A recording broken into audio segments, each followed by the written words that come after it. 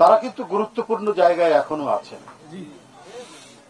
আপনার আমলাতন্ত্রে বলেন, পুলিশে বলেন, সরকারের বিভিন্ন জায়গায় আছে।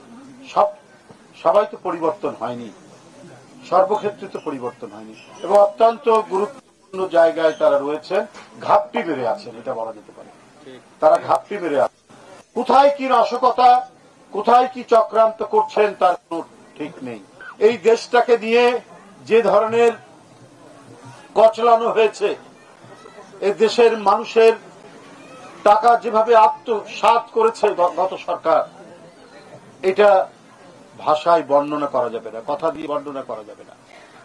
আজকে সাবেক প্রধানমন্ত্রী হাসিনার পুত্র সজীব ওয়াজেদ জয় এবং তাদের নামে মার্কিন যুক্তরাষ্ট্রে 350 বিলিয়ন ডলারের টাকা পাচারের আরেকটি কাহিনী উঠেছে, যেটা মার্কিন যুক্তরাষ্ট্রের সর্বোচ্চ কেন্দ্রীয় গোয়েন্দা সংস্থা তারা এটা তদন্ত করছে। যারা জনগণের এই টাকা পাচার করেছে, এটাতে একটা ঘটনা উঠেছে, আরো কত ঘটনা আছে।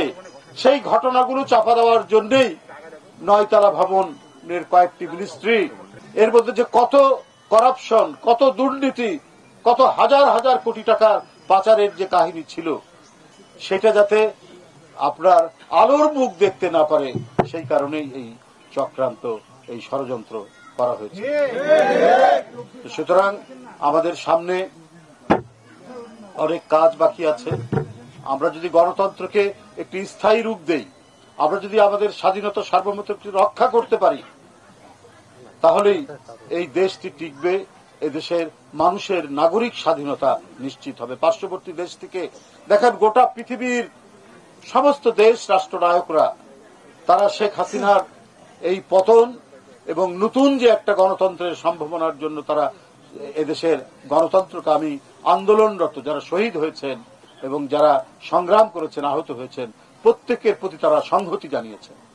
কিন্তু একটি দেশ শুধু জানাতে দ্বিধা করছে, তাদের মনে খুব দুঃখ লেগেছে, সেটা হচ্ছে পার্শ্ববর্তী একটি দেশ।